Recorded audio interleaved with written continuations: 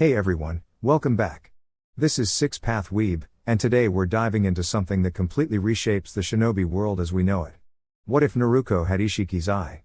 Part 2. In the world of Naruto and its sequel Boruto, Naruto Next Generations, power isn't just about chakra levels, it's about hacks, strategy, and who understands their abilities best. And when we're talking about the eye of Isshiki Otsutsuki, we're stepping into a completely different tier of dominance.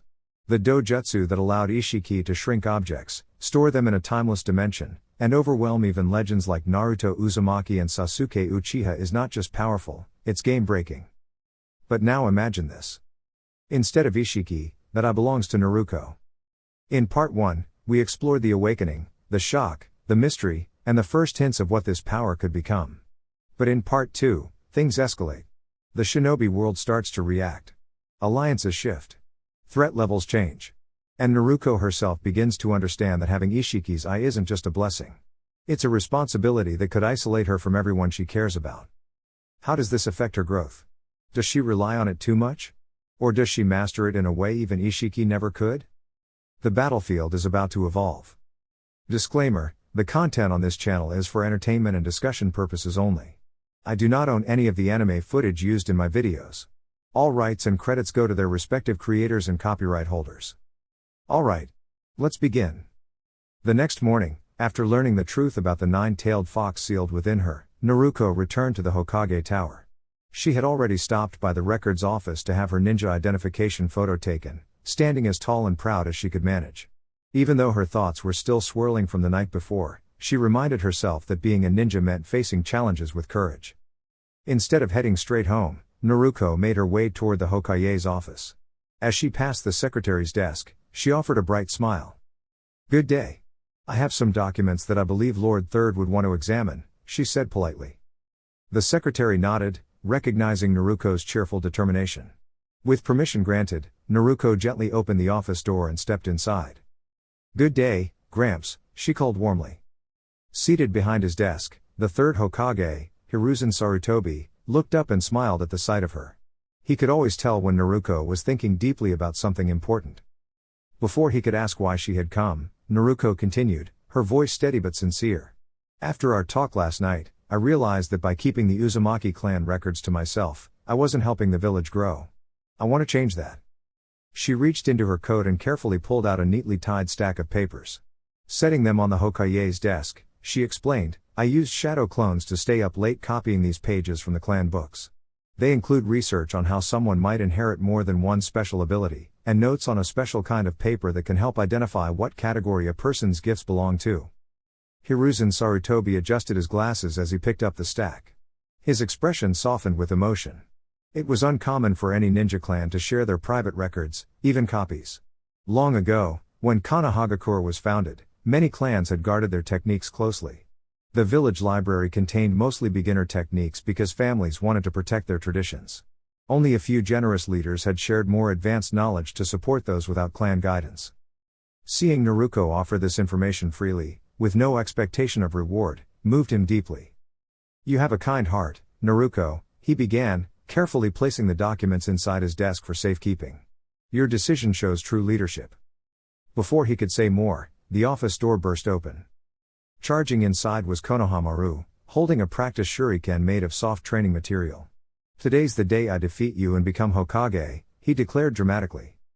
In his excitement, however, he tripped over his long scarf and gently tumbled forward onto the carpet. It was more surprising than painful, and he quickly scrambled to his feet, brushing himself off with determination. Looking around, he pointed at Naruko. "Hey! You tripped me." Naruko blinked in surprise before crossing her arms with a playful grin. "I didn't even move," she replied. "Maybe your scarf is your real rival." Hiruzen covered a small chuckle with his hand. The room, which moments before had been filled with serious reflection, now felt lighter. Naruko glanced at Konohamaru and then back at the Hokage. In that moment, she understood something important. Being strong wasn't just about power or secrets. It was about sharing knowledge, lifting others up, and helping the next generation grow. She smiled brightly. No matter what challenges lay ahead, she would face them with honesty, courage, and care for her village. In a bright classroom in the Hidden Leaf village from Naruto, A young kunoichi named Naruko Uzumaki sat with her hands folded neatly on her desk. Naruko had golden hair, cheerful blue eyes, and 3 whisker-like birthmarks on each cheek. She always wore her training clothes properly, and she followed one very important rule: there is no nudity anywhere in this story. Everyone is respectfully and appropriately dressed at all times. Naruko had spent many months training and meditating with her beloved teacher, Iruka Umino. She had grown calmer and wiser, though she still had a spark of excitement that sometimes made her act quickly. One afternoon, she met Konohamaru, the energetic grandson of the 3rd Hokage. Konohamaru had a habit of playing harmless pranks because he wanted people to notice him for who he was, not just because of his family name. When he accidentally bumped into Naruko and blamed her, she crossed her arms and said firmly, "Hey, you tripped me first. Let's both be careful." Her voice was strong but not unkind. She believed in speaking honestly. Konohamaru's tutor, Ebisu, hurried over, worried about his student. Naruko calmly explained, "Konohamaru should learn to think for himself. He is more than just someone's grandson. He can grow into his own person." Konohamaru blinked in surprise. Most people treated him with extra politeness because of his grandfather. Naruko treated him like an equal. That simple difference meant everything to him. Later that day, Konohamaru found Naruko training in a sunny meadow. Several shadow clones of her were practicing different skills. Some were tossing wooden practice shuriken at targets. Others were meditating upside down from tree branches to improve focus. One Naruko sat nearby doing sit-ups. When Konohamaru approached shyly, she smiled. "Hi, Konohamaru. Want to talk?" With a small hand signal, she dismissed her clones one at a time so she would not get overwhelmed by their returning memories all at once. Then she listened carefully as Konohamaru shared his dream of becoming Hokage someday. Naruko nodded thoughtfully. "I understand. I want to become Hokage too. Not for attention, but so I can protect everyone and show them who I truly am." She gently explained that she was born on the day the 9-tailed fox attacked the village. Some villagers still remembered that painful time, and sometimes they looked at her with sadness.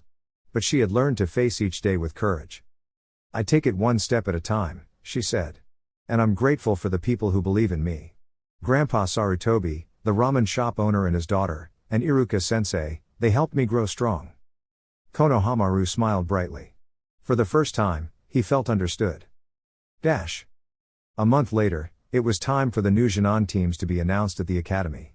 Naruko entered the classroom wearing her usual outfit, plus a pair of dark sunglasses.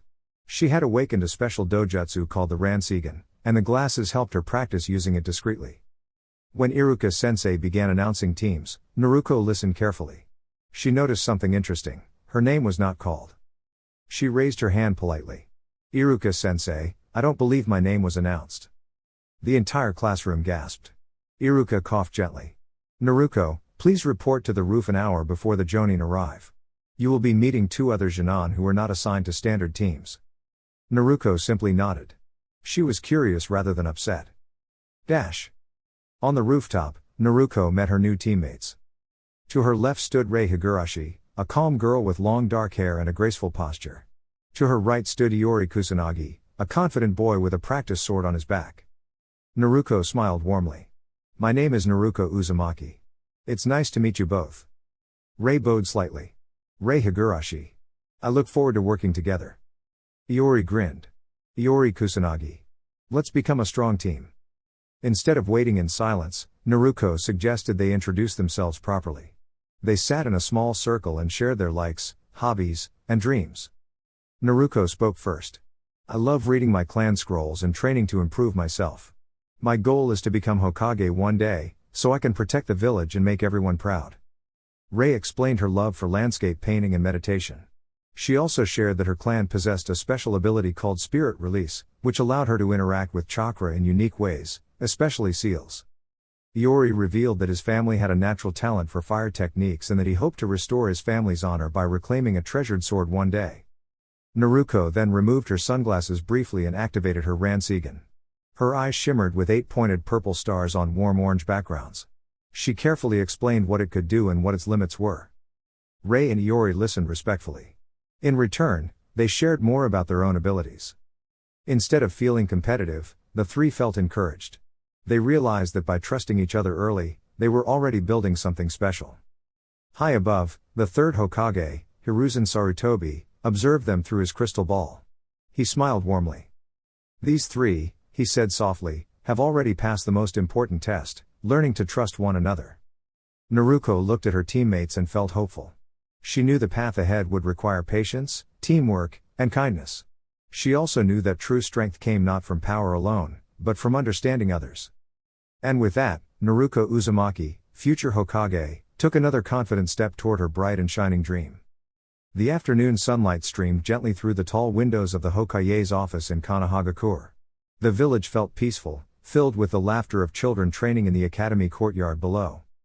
With a warm and thoughtful smile, Hiruzen Sarutobi folded his hands on the desk. "Yes, this team is highly unusual," he said kindly, his voice steady and reassuring. "But I have strong reasons for placing them together." Across from him stood Choza Akimichi, listening with careful attention.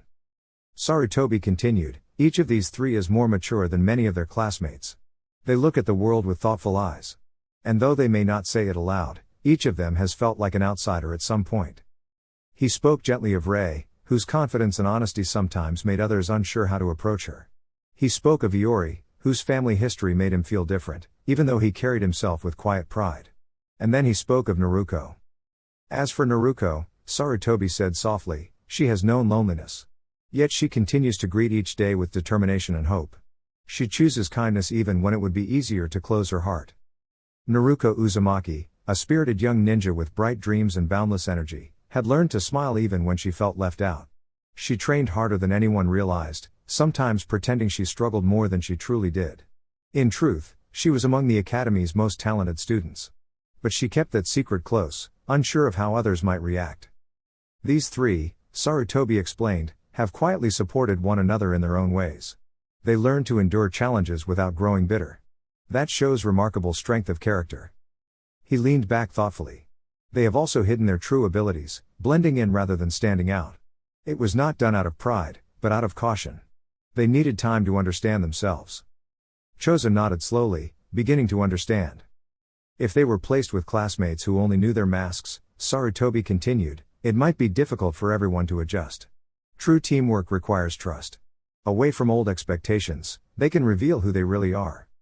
Sarutobi's eyes sparkled. "While waiting for you, I observed them speaking honestly with one another. They shared their hopes, their worries, and even their dreams for the future.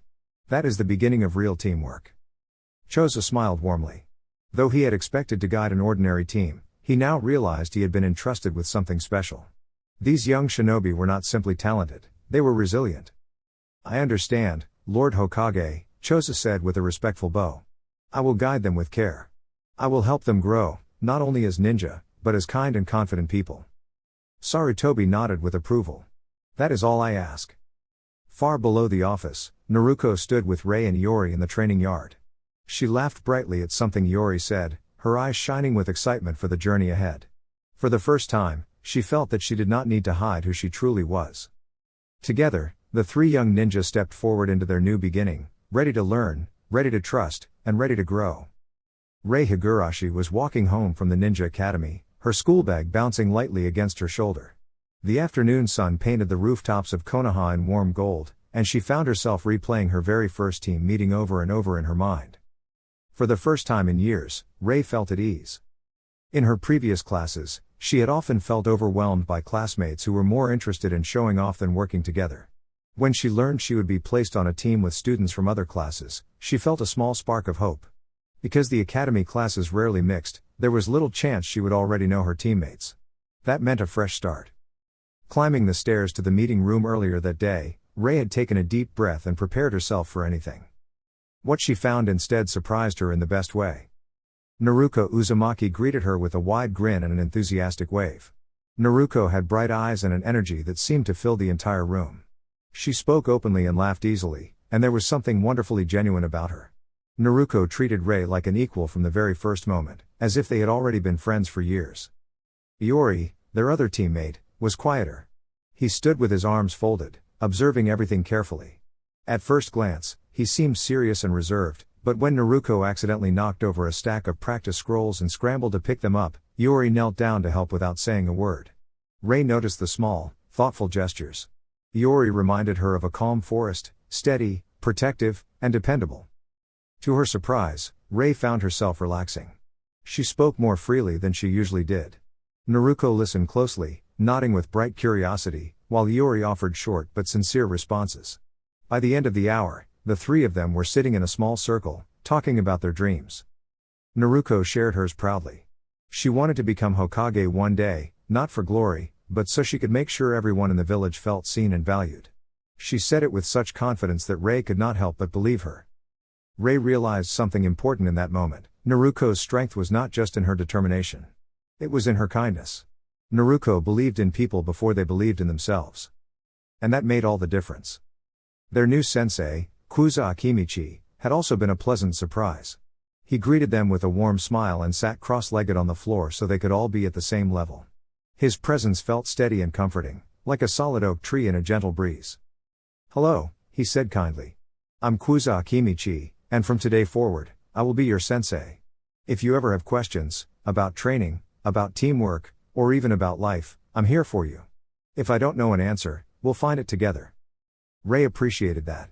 It showed humility and care. Kuza spoke about cooperation, patience, and supporting one another. He explained that a team was not about who was strongest alone, but about how well they could lift each other up. Naruko listened with sparkling focus, her hands resting on her knees as she leaned forward eagerly. She nodded several times, clearly taking every word to heart. As Rei walked home now, she felt lighter than she had in a long time.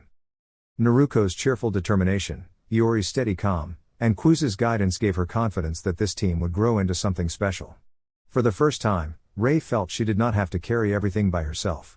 She had teammates who would stand beside her.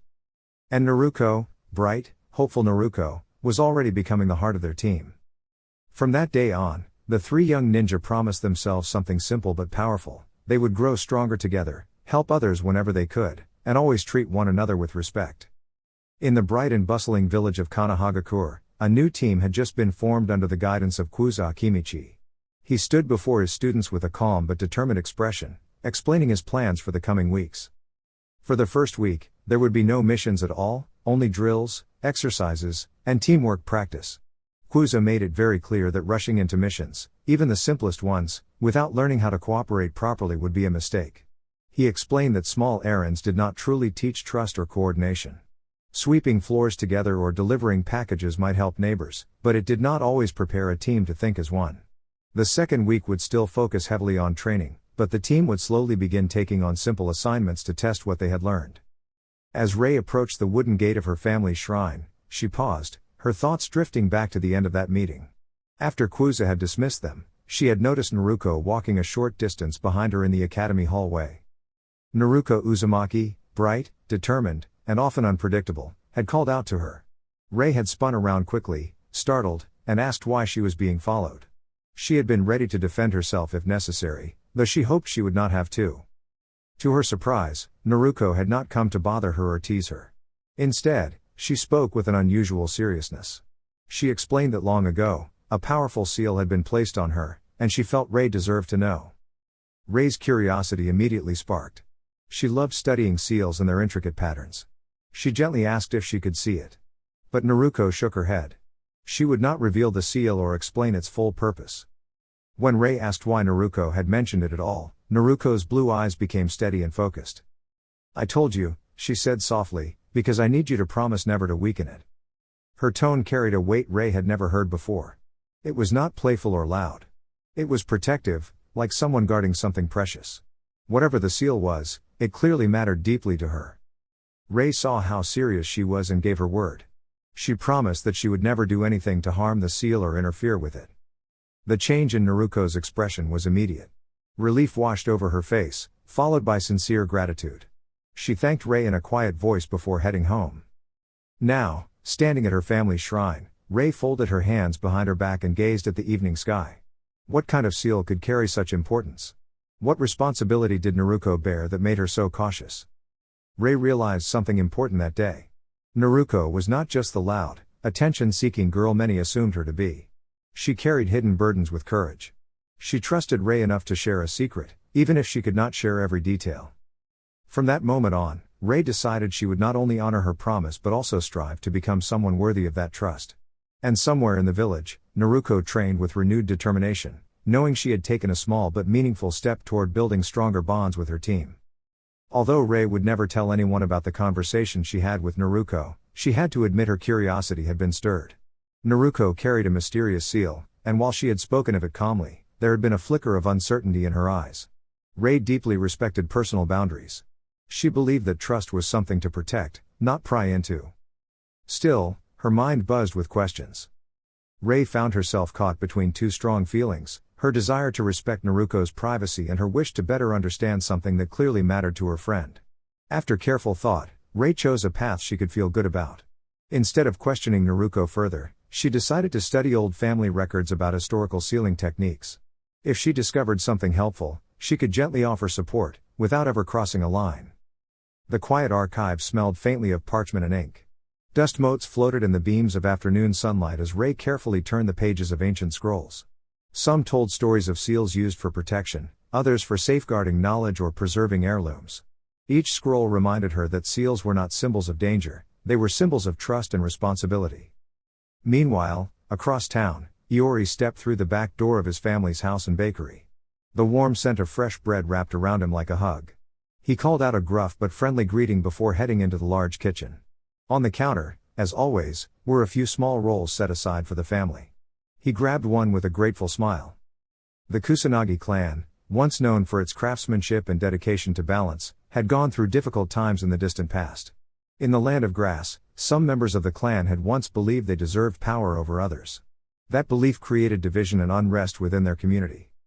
Iori's grandfather, however, had valued peace above pride.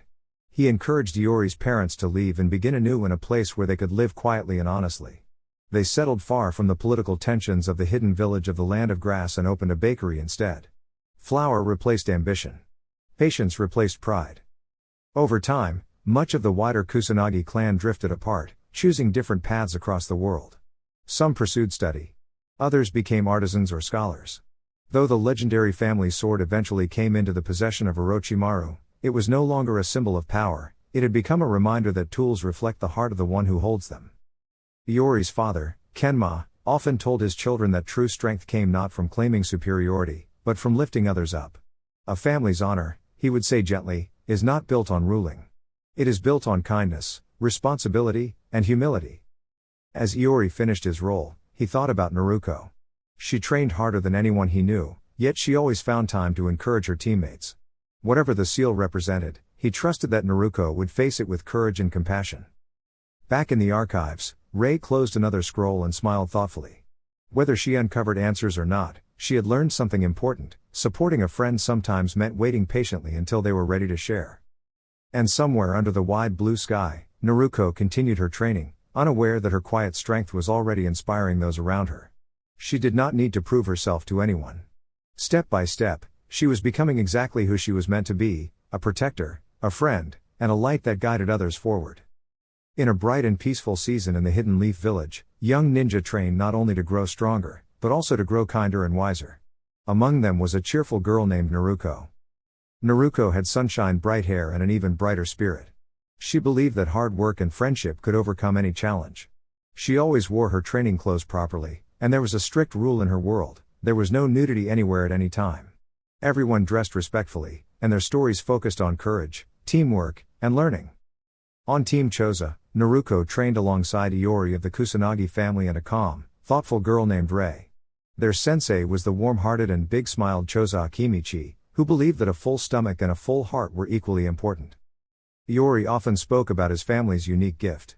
The Kusanagi clan had a special connection to fire, not just as a technique, but as a symbol of warmth and protection. To outsiders, it seemed like simple talent.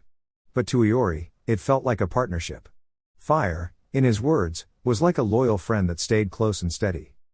Naruko listened carefully whenever Iori explained his heritage. She never teased him or doubted him. Instead, she nodded thoughtfully and asked kind questions. "So fire feels comfortable around you?" she once asked, eyes sparkling with curiosity. Iori smiled. "Yes. It's like it understands us." Naruko grinned. "Then that means you have to understand it just as much. That's what makes it special." Rei agreed, adding that every ability, whether strong or subtle, came with responsibility. Their conversations often turned into mini-lessons, where each teammate learned something new. One afternoon, after training, Naruko sat cross-legged on the grass, thinking. She admired how Iori respected his family's legacy. She admired Rei's steady focus. And she wondered what her own greatest strength truly was. That evening, Sensei Choza invited the team to share a meal at his family home. The kitchen smelled wonderful, filled with laughter and warmth. Mrs. Akimichi greeted them kindly, and everyone helped set the table. Naruko offered to carry dishes, careful and determined to be helpful. During dinner, Sensei Choza spoke about teamwork. Being strong isn't just about what you can do alone, he said gently. It's about what you help others become. Naruko looked at her teammates and felt a glow inside, not from fire, but from friendship. Later, as the sky turned pink and gold, Naruko stood outside with Iori and Rei. They talked about their dreams. I want to protect the village and make everyone proud, Iori said. I want to understand every technique I learn, Rei added. Naruko placed her hands on her hips and smiled brightly. I want to make this village the happiest place it can be. And I'll train every day to do it. She didn't say it loudly or boastfully. She said it with confidence and warmth. In the Hidden Leaf Village, greatness wasn't measured only by powerful techniques. It was measured by kindness, honesty, and the courage to grow. Naruko understood that better with each passing day. And as Team Choza continued training together, they discovered that their strongest ability wasn't fire, speed, or strategy. It was trust. In the warm kitchen of the Akimichi home in the Hidden Leaf Village, Mrs. Akimichi listened closely as her husband, Choza Akimichi, proudly described the young shinobi on his new team. His voice carried both excitement and determination. When he mentioned that one of his students was Naruto Uzumaki, Mrs. Akimichi gently leaned forward and said, "Didn't I tell you there was something special about that Uzumaki child? Please make sure she does well in her studies. That poor girl hasn't always received the respect she deserves for everything she tries to do for this village." In this reimagined story, Naruto is Naruko Uzumaki, a bright and determined young kunoichi with sunshine in her smile and courage in her heart. She is energetic, sometimes impulsive, but always sincere. She believes deeply in friendship and never gives up on her dreams. Mrs. Akimichi continued, "I've spoken with Iori's parents and Rei's grandfather as well. It's a shame how those three were treated in the academy. I'm just thankful our Choji never joined in any teasing." Choza nodded. The Akimichi family knew what it felt like to be judged unfairly. Because of that, they valued kindness above all else. When Choza learned that Naruko and her teammates had felt left out in the past, he made a quiet promise to himself: he would create a team built on acceptance, encouragement, and growth. Just then, their son, Choji Akimichi, stepped into the kitchen. His shoulders were slumped, and his usual cheerful expression was missing. "What's the matter, Choji?" Choza asked kindly. Choji explained that his sensei, Asuma Sarutobi, had announced a difficult test for Team 10. If they failed, they would need to return to the academy for another year. Choji also shared that Naruko had been placed on a new team with students she did not know well, and he worried about how she would handle her own challenges. Throughout his explanation, Choji kept his head lowered, concerned for both his team and his friend. Choza placed a reassuring hand on his son's shoulder. "Choji, I believe in you. Remember, the strength of the Ino-Shika-Cho formation comes from cooperation and trust. That same spirit will help you pass your test. And I'm very proud of you for caring about Naruko. True strength comes from compassion." He added with a warm smile, "There's no need to worry about her.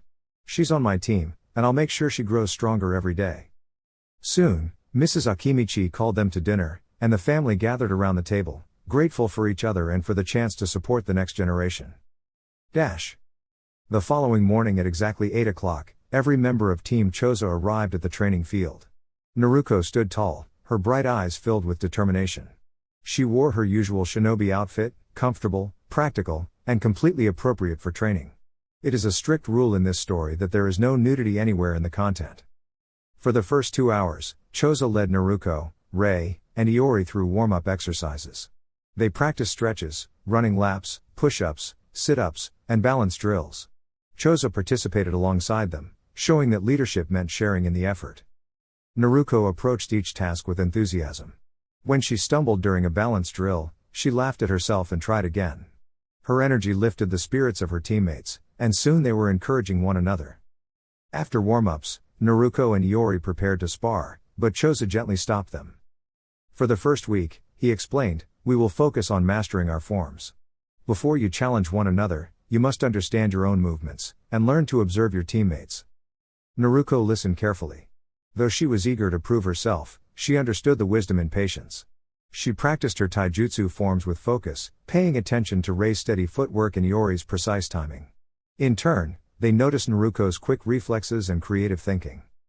Later, they practiced basic kenjutsu forms using wooden training swords. Instead of competing, they worked on rhythm and control, moving in harmony rather than opposition. By midday, Mrs. Akimichi's picnic awaited them. They sat together under the shade of a tree, enjoying sandwiches, fruit, and refreshing drinks. As they ate, Choza shared light-hearted stories from his own Jinan days. Each tale was filled with humor, but also carried a gentle lesson: teamwork turns individual effort into shared success. Naruko listened closely. For so long, she had tried to prove herself alone. Now, surrounded by teammates who respected her and a sensei who believed in her, she began to understand something important. Strength was not just about being the loudest voice or the fastest runner. It was about lifting others up and allowing them to lift you in return. As the afternoon sun shone over the training field, Team Choza practiced together once more, no longer as three separate students, but as a team beginning to trust one another. And Naruko, with her bright spirit and growing wisdom, felt hopeful about the path ahead. The afternoon sun shone warmly over the training field as Team Kwuza gathered after lunch. Their instructor, Kwuza, smiled kindly and clapped his hands together. "All right, everyone," he said. "Let's see what you've learned." One by one, the three Jinan demonstrated their ninjutsu. They had mastered every E-rank technique and most D-rank techniques available in the village. Their foundations were solid, and their teamwork was improving each day. Iori stepped forward first. He specialized in fire-style techniques and handled them with careful control. When he performed his strongest move, a carefully shaped fire dragon flame technique, it shimmered brightly in the air before fading safely away. Kwuza nodded. Iori was talented and disciplined, though Kwuza believed true greatness would come with patience and humility. Next came Naruko. Naruko Uzumaki stood confidently, her bright blonde hair catching the light as she grinned. She approached every challenge with determination and heart. Unlike Iori, she focused on clever defensive techniques. She demonstrated earth style, mud overturn, shaping the ground with steady precision. Her style was thoughtful. She used ninjutsu to create openings for taijutsu or careful strategy rather than rushing in. Kwuza watched closely. Naruko's chakra reserves were remarkable, especially for someone her age. When she created a shadow clone, she did so with impressive ease. The clone bowed dramatically before dispersing in a puff of harmless smoke. Kwuza made a mental note to speak with the Hokage later about helping Naruko refine a special variation of the technique. With the right guidance, her creativity could shine even brighter. Finally, Rei demonstrated her skills. She was precise and controlled, focusing on gentle chakra techniques that required excellent concentration. Instead of overpowering force, she emphasized balance and discipline. Her techniques glowed softly with spirit energy, showing her careful refinement. While her chakra reserves were smaller than Naruko's, her control allowed her to use every bit wisely. For 3 straight hours, the team practiced. By the end, all three were lying on the grass, breathing heavily and staring at the clouds. They had already trained for 7 hours that day. Kwuza approached them, hands on his hips but smiling. "Excellent work," he said warmly. "You've proven that the Hokage's praise was well deserved. However, before I dismiss you, there's one final lesson." Naruko immediately sat up. "Another one? We're not done yet?" she asked, though she tried to keep her tone respectful. Kwuza placed a large mat on the ground. Then he set up a stereo beside it. The 3 students exchanged confused glances. For the next hour, Kwuza announced proudly, "We begin dance lessons." "What?" Naruko, Rei, and Iori exclaimed in perfect unison. Kwuza folded his arms. "You may not understand now, but dancing will help your coordination, balance, and teamwork. Complex routines require you to move as one unit. Eventually, you'll even incorporate basic ninjutsu into the choreography to improve timing and harmony." Naruko blinked. "So, you're saying this is ninja training?" "Absolutely," Kwuza replied. "And imagine this, if you ever need to gather information in another village, you could disguise yourselves as traveling performers. Entertainers are welcome in many places." The team looked uncertain. Naruko scratched the back of her head. Rei adjusted her stance thoughtfully. Iori stared at the stereo as if it were a mysterious new jutsu scroll.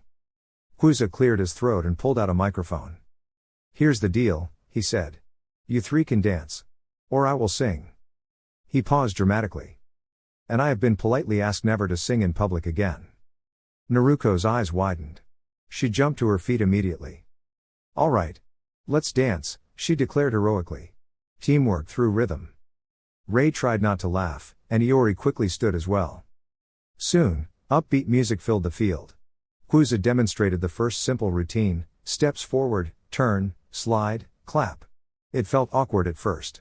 Naruko stumbled and nearly bumped into Iori, but she caught herself and giggled instead of getting frustrated. Sorry, she said. Let's try again. That was Naruko's greatest strength. She never gave up, and she never let embarrassment stop her from improving. Slowly, their movements synchronized. Step by step, they began to flow together. Rei's precise control helped steady the timing.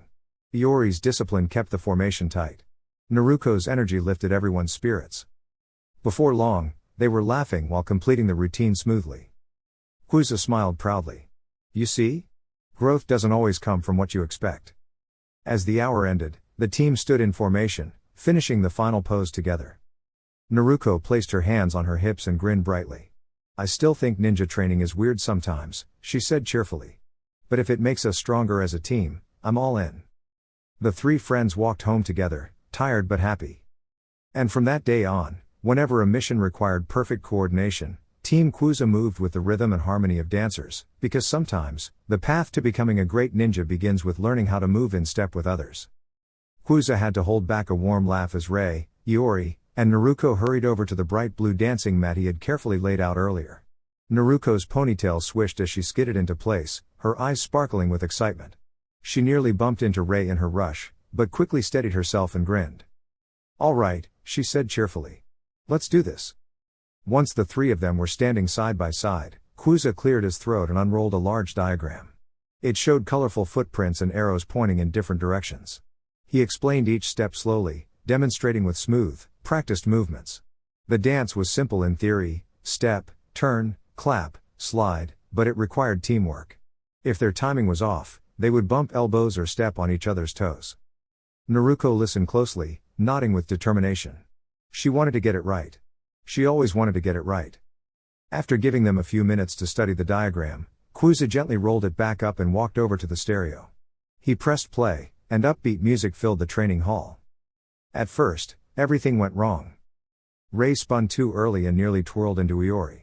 Iori stepped left when she was supposed to step right. Naruko clapped a beat too soon and then tried to fix it by hopping in place. The three of them ended up in a tangled triangle of confusion. Kuza folded his arms, trying very hard to keep a straight face. As a dance enthusiast, he felt a tiny pinch in his heart every time the timing went astray. But at the same time, he couldn't help remembering his own early training days with his teammates from the Inoshikacho trio. Back then, they had tripped over each other so often that the mat had practically slid across the floor. Compared to that, his students were doing just fine. Again, Naruko said brightly, brushing off a small stumble. We can do better. And they did try again. And again. And again. Over the next 2 hours, the trio practiced until their steps began to match the rhythm more naturally. Naruko started counting softly under her breath to help everyone keep pace. Rei adjusted her turns to give Iori more room. Iori focused carefully on the claps, making sure they landed exactly on the beat. Little by little, their teamwork improved. By the time the music faded and the practice session ended, Kuza clapped proudly. You've made noticeable progress, he said with a satisfied smile. Truly. Your coordination is much better than when we started. Naruko beamed. Compliments always fueled her determination. She looked at her teammates and gave them an encouraging nod. We'll nail it tomorrow, she said confidently. Just wait. Kuza nodded. This will be our training pattern for the week, on any day we're not taking a mission. Consistency builds skill. Naruko stretched her arms overhead, energized rather than tired. She had learned something important that day: improvement doesn't come from being perfect, it comes from practicing together, listening to each other, and never giving up. As they rolled up the mat and tidied the hall, Naruko felt proud, not because she had danced flawlessly, but because she and her teammates had grown a little stronger as a team. And that, she decided, was even better than getting all the steps right on the first try. Team Kuza walked through the wide wooden doors of the Hokage Tower with steady steps. At the center of the group was Naruko, a bright-eyed kunoichi whose golden hair shimmered in the sunlight streaming through the tall windows. She carried herself with cheerful confidence, though she always listened carefully when her sensei spoke. There is a strict rule in this story that there is no nudity anywhere in the content, and all characters are respectfully and appropriately dressed at all times. Their leader, Kuza, paused at the mission desk. Team Kuza reporting for assignment, he said formally. As the Jonin sensei of this team, I am requesting a C-rank mission. Naruko blinked in surprise. Rei and Iori exchanged quick glances. For weeks they had been completing D-rank missions, helping farmers, delivering parcels, cleaning storage houses.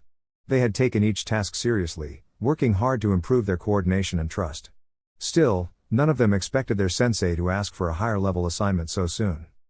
Naruko felt a spark of excitement flutter in her chest. She had invited Rei and Iori to her home not long ago to share a homemade dinner. During that evening, they had talked about their goals and how much they wanted to grow stronger, not just as individuals, but as a team. She remembered saying that patience and practice were just as important as ambition. Now, it seemed their patience was being rewarded. The Chunin behind the desk adjusted his glasses and looked at them carefully. Hold on a moment. You are the first Shinon team from this year to request a C-rank mission. He ducked below the desk and rummaged through a cabinet. After a moment, he placed a pale folder on the counter and opened it. He quietly reviewed their records, nodding as he read about their completed missions and performance reports. Naruko stood still, hands clasped behind her back, doing her best to appear calm. Inside, she felt a mixture of pride and determination. She knew they still had much to learn, but she also believed in her team. Rei's thoughtful planning balanced Iori's quick reflexes, and Naruko's energy often lifted their spirits when challenges seemed heavy. At last, the Chunin closed the folder with a soft tap. Everything checks out. I can assign you a C-rank mission. Naruko's heart skipped. The Chunin picked up a clipboard. A partner from a trading company is waiting in the customer lounge. His son lives in Huzan, a town near the Fire Country border, and is getting married in 3 weeks. He wishes to send a family heirloom to his son in time for the wedding. Your task would be to deliver it safely and ensure it arrives on schedule. Naruko's eyes shone. A wedding gift delivery might sound simple, but it was important. Family heirlooms carried memories, traditions, and love passed down through generations. Kuza turned to his students. Well? What do you think? Rei smiled slightly. It sounds meaningful. Iori nodded. And a good opportunity to prove ourselves. Naruko stepped forward with bright determination. We'll protect that heirloom like it's our own family treasure. We accept. Kuza's broad face softened into a proud grin. Team Kuza accepts the mission. As they prepared to meet their client, Naruko felt something important settle in her heart. Strength was not only about powerful techniques or winning battles. It was about responsibility, trust, and growing together. This mission would not just test their skills, it would show them how far they had come. With hopeful spirits and steady resolve, Team Kuza moved toward their next adventure, ready to learn, to support one another, and to shine as a team. In the bright and bustling village of Kanahagakure, missions were an important part of growing into a strong and responsible ninja. On this particular morning, Kuza carefully observed his students before making a final decision. Rei stood calmly, her hands folded neatly behind her back. A small, confident smile rested on her face, and her eyes sparkled with quiet determination. Beside her stood Naruko, her golden hair catching the sunlight from the open window. Naruko's grin was so wide and bright that it could have lit up the entire room. She practically bounced on her toes, eager for the chance to prove herself. On the other end was Iori, who tried to look cool and composed, though the excitement in his eyes gave him away. Kuza could tell immediately that his team had no objections. With a firm but gentle nod, he said, as leader of Team Kuza, I accept this mission for my team. The Chunin behind the desk handed him a small slip of paper and directed them to the customer's lounge, where their employer was waiting. A few minutes later, Team Kuza entered the lounge. Several visitors looked up with curiosity as Kuza spoke clearly but politely. Excuse me. Would Owakatsuji please come forward? We are the ninja team assigned to your mission. From the back row stood a modestly dressed man with graying hair and kind but cautious eyes. He introduced himself as Owakatsuji and bowed respectfully. After greeting them, he studied the team with a thoughtful expression. You would take ones as young as these? He asked gently. I understand this is a simple delivery mission, but it is a long journey. I would not wish for young ninja to be placed in harm's way. Naruko's smile dimmed for just a moment, but instead of reacting with frustration, she straightened her posture. She had worked hard for this opportunity, and she wanted to show she could be trusted. Rei remained composed, and Iori crossed his arms, clearly determined to prove himself. Kuza smiled reassuringly. Please do not worry, Mr. Tsuji. Every genin in our village trains diligently. They are prepared for challenges and understand how to work together. More importantly, they support one another. Naruko stepped forward respectfully and bowed. Sir, we promise to protect your package and deliver it safely. We take our responsibilities seriously. Her voice was bright but sincere. Owaka studied her for a moment longer. Then his expression softened. Very well, he said. I believe in giving young people a chance to grow. With that, the details of the delivery were shared. The package was carefully wrapped and secured in Naruko's pack for the journey. As they left the lounge, Naruko felt a warm sense of pride. This mission was not about showing off or proving someone wrong. It was about teamwork, trust, and learning to rise to expectations with patience and kindness. As Team Kuza stepped out into the sunny streets of Kanahagakure, Naruko looked at her teammates and grinned once more. Let's do our best, she said. And together, they began their journey, not just to complete a delivery, but to grow stronger in heart and spirit. Owaka bowed his head and spoke in a gentle, respectful voice. My apologies, young ones. I did not mean to sound as though I doubted you. I only wished to be certain that those helping me would be ready for the responsibility. Naruko smiled kindly. She had bright, determined eyes and a way of standing that made her seem taller than she really was. It's always good to be careful, she said. But sometimes people surprise you. You shouldn't judge someone by their age. Owaka chuckled warmly. Very true, young lady. From around his neck, he carefully removed a small bronze pendant. It was octagonal in shape, with the kanji for rabbit etched neatly in pewter at its center. The metal gleamed softly in the afternoon light. Rei stepped forward and examined it with thoughtful care before slipping it safely into her hip pocket. She nodded to show it would be protected. My son, soon, is in Huzan, Owaka explained. He oversees the 12 Signs Spice and Tea office building and warehouse. His wedding is in 3 weeks. I wish for him to have this heirloom before then. I would go myself, but my wife has become quite ill, and I cannot leave her side for long. Naruko stepped forward, her expression sincere. Don't worry, Mr. Tsuji. We will deliver this pendant safely and on time. That's my promise. And I always keep my promises. She added with a playful grin, besides, it would not look good on our records if we didn't. Owaka laughed heartily, clearly charmed by her confidence. In all his business dealings, he rarely met someone so young yet so dependable. Naruko had quietly earned his respect. About an hour before sunset, Team Kuza reached a peaceful clearing just off the main road. The tall grass swayed gently in the breeze, and the sky glowed with soft shades of orange and pink. Kuza looked around thoughtfully. This will be our campsite for the night. Everyone, follow your training. I'll handle my own tent. Without hesitation, Naruko and her teammates sprang into action. Naruko worked quickly and carefully, setting up the tents with practiced skill. She moved quietly, making sure each line was secure and each stake firmly placed. Iori gathered small sticks and prepared a modest campfire area, taking care to clear the ground properly. Once Naruko finished a tent, Iori helped disguise it with branches and leaves so it blended naturally into the meadow. Rei walked the perimeter of the clearing, placing simple alert lines made of string and small bells. These were not meant to harm anyone, only to signal if a curious animal wandered too close during the night. Kuza watched with a proud smile. Rather than stopping at towns, he preferred using missions like this as learning opportunities. Field training built confidence, patience, and teamwork. Soon the camp was ready. Iori, assigned as cook for the evening, prepared a large pot of stew over the fire. The team gathered around, enjoying the warmth as twilight settled over the meadow. Fireflies flickered softly in the distance. They chatted quietly about books they had read and ideas for improving their skills once the mission was complete. Naruko shared a story she had recently read about perseverance and how small improvements each day could lead to big results. She spoke with enthusiasm, her hands occasionally moving as she described her ideas. When the stew was finally ready, everyone held out their bowls. Iori carefully filled each one. The flavor was simple, somewhere between quick comfort food and travel rations, but it was warm and filling. For a while, they ate in companionable silence, listening to the crackle of the fire and the gentle sounds of the evening meadow.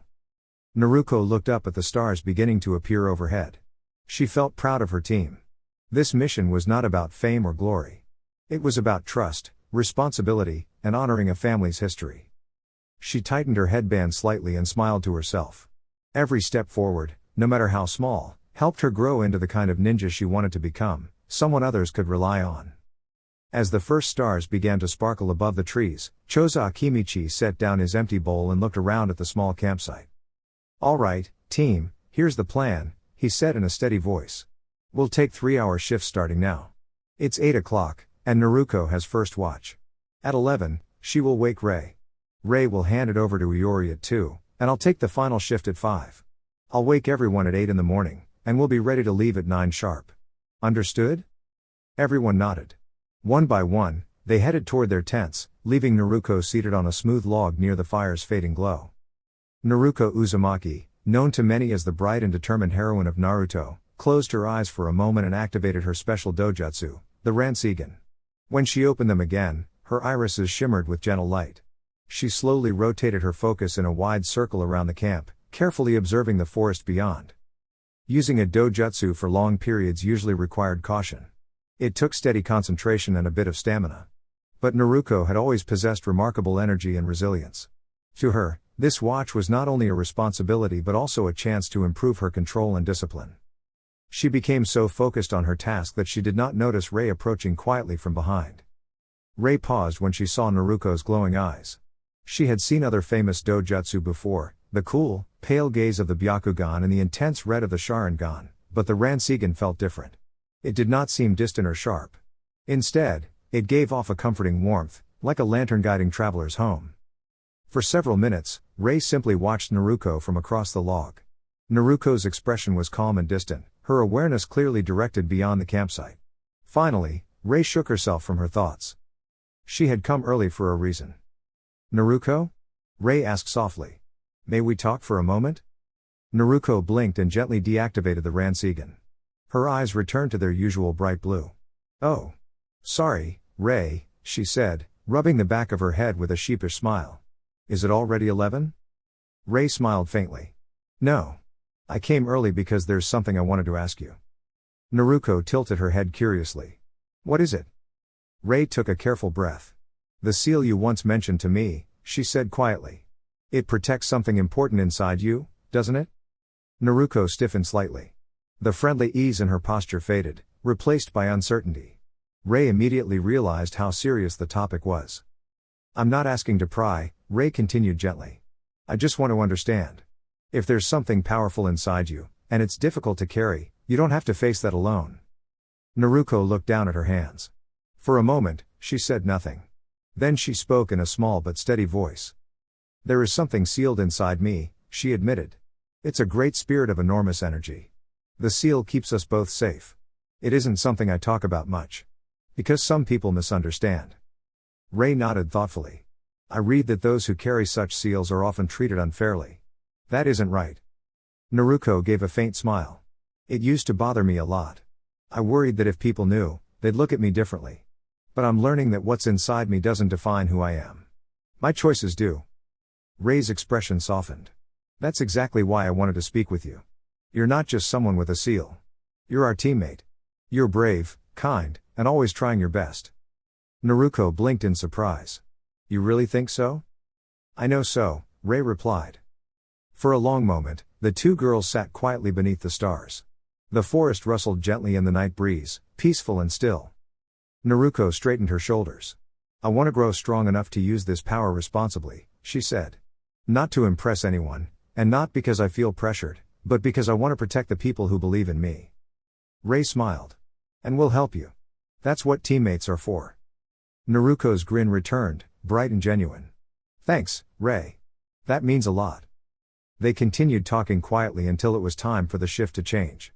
When Rei finally took over watch, Naruko headed toward her tent with lighter steps than before. She had learned something important that night. Strength was not just about power sealed within. It was about trust, friendship, and the courage to be honest. On a quiet forest night, the campfire crackled softly as Naruko Uzumaki listened to her teammates speak. Naruko, a bright and determined young ninja with golden hair and hopeful blue eyes, carried a secret within her, a powerful fox spirit sealed inside her since she was a baby. It was not something she chose, but it was something she had learned to live with. Rei offered Naruko a gentle smile. It does not frighten me that you carry something powerful inside you, she said kindly. You are still you. You are my teammate and my friend. Naruko blinked in surprise. She had grown used to people whispering or keeping their distance. Hearing such steady acceptance from someone her own age felt almost unreal. Why? Naruko asked quietly. Why are you not scared? Rei folded her hands and explained that her family, the Higurashi clan, had served as shrine keepers for generations. For hundreds of years, they had studied special sealing techniques designed to help people who carried great spiritual burdens. In her family's teachings, those who bore such responsibilities were not to be feared, but respected. My ancestors believed that strength and kindness can exist together, Rei said. If you would like, I can look through our family's seal library when we return home. Maybe there is something that can help you better understand your power. Naruko felt warmth bloom in her chest. For the first time, she truly understood that she was not alone. She was not simply a vessel for something powerful, she was a girl with dreams, friends, and the ability to choose her own path. A small tear slipped down her cheek, but it was not a tear of sadness. It was relief. Rei gently suggested that Naruko get some rest before the next watch. Naruko nodded, her usual bright grin returning. As she crawled into her tent, she felt lighter than she had in years. There is a strict rule in this story world that there is no nudity anywhere in the content. All characters are respectfully and appropriately dressed at all times. The next day, Team Kuzo arrived in the town of Huzan, located in the warm and bustling Fire Country. Huzan had grown where 3 country roads met the Crescent Peninsula Highway. Merchants from the Tea Country and Fire Country gathered there every other day to trade spices, teas, vegetables, and handcrafted goods. When Naruko noticed the marketplace was empty, she asked a friendly local why. She learned that the market only opened on alternating days. Though puzzled, she quickly saw the advantage. It would be easier to locate the office of the 12 Signs Spice and Tea Company without the usual crowd. After receiving directions with a cheerful thank you, Naruko relayed the information to her team. As they walked, their mentor Kuza offered a lesson. He explained that gathering information required careful observation. A person's posture, tone of voice, and eye movements could reveal whether they were simply helpful citizens or someone hiding important details. Naruko listened closely. She realized that being a ninja was not only about physical training. It was about understanding people, building trust, and staying thoughtful in every situation. As they approached their destination, Naruko felt confident. She was learning not just how to manage the powerful spirit within her, but also how to grow as a leader and friend. With support from her teammates and guidance from her mentor, she knew she could turn every challenge into an opportunity to become stronger, wiser, and kinder. And with that hopeful thought, Naruko stepped forward, ready to continue her journey. Kuza stopped his impromptu lecture when they reached the 12 Signs Spice and Tea office building. The building was simple and practical, built for work rather than decoration. It had been freshly painted, and the neat exterior showed that the owners cared deeply about their workplace. When Kuza opened the door, Team Kuza was greeted by a friendly secretary who smiled warmly. "I'm sorry," she said politely, "but this building isn't open to customers. If you'd like to buy something, please visit one of our stalls when the market opens tomorrow." Iori, who had been given permission to speak earlier, nodded respectfully. "We're not customers, ma'am. We're ninja from Konoha on a mission. We were asked to deliver a personal item from Mr. Owaka-tsuji to his son, Sun Tsuji, who works here. Could you please let him know we're here?" The secretary's smile faded into a worried expression. She folded her hands carefully on the desk and looked down for a moment before speaking. "I wish I could," she said softly. "But Mr. Tsuji has been missing for 2 days. The only people who might know more are his fiancée, Kasumi, and her father, Mr. Tadu." When she looked up again, her eyes shimmered with concern. "Could you please find him? Everyone here is very worried." Kuza bowed his head kindly. "We will do what we can." As they stepped outside, Iori sighed. "So much for an easy mission." Kuza gave him a thoughtful look but didn't scold him. Even experienced ninjas sometimes hoped for simple assignments. Missions often required patience and understanding, and this would be a good lesson for everyone. Naruko walked beside her teammates quietly, her sharp blue eyes focused. She didn't complain. Instead, she felt a growing determination. Someone needed help, and that was reason enough to give her best. After asking around the neighborhood, the team found the address of the Tadu household. The house was small but tidy, with flower pots lining the windows. Rei knocked firmly on the door. A young woman with long brown hair and an apron opened it. "Yes? My name is Kasumi Tadu. How can I help you?" Ray smiled gently. Miss To-Do, we were sent by Mr. Oakatsuji to deliver something to his son. However, we've learned that Soon hasn't been at work. We were told you might know more. A flicker of relief crossed Kasumi's face. Please, come in. Let's talk over tea. She led them to the living room. Naruko glanced around with curiosity. Though the house was modest, there were subtle signs of careful savings and thoughtful decoration. It felt warm and welcoming. Kasumi soon returned with tea, asking each ninja politely what they preferred. Naruko thanked her with a bright smile, appreciating the effort. After everyone was seated, Kasumi took a deep breath. I'm surprised you're here, she began. Everything has happened so quickly. It's been hard to keep up. Her voice trembled, and tears welled in her eyes. Naruko's heart tightened. She wasn't good at sitting still when someone was hurting. Kasumi wiped her eyes gently. I'm sorry. It's just. These past 2 days have been overwhelming. Naruko leaned forward kindly. It's okay, she said softly. You don't have to apologize for your feelings. We're here to help. Kasumi nodded, gathering her courage. Not many people know this yet, she said carefully, but soon.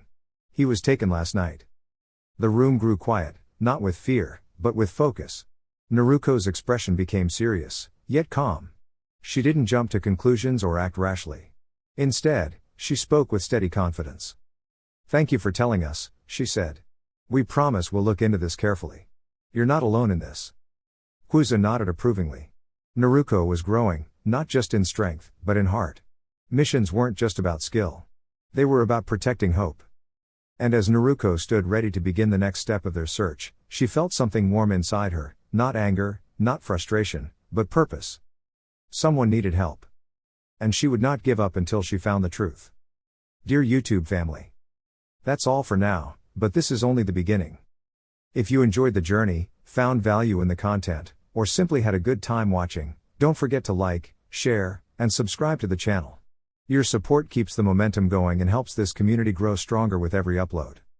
Until the next video, stay curious, stay passionate, and as always, walk your own path. Thank you for being here. Regards. 6 Path Weeb.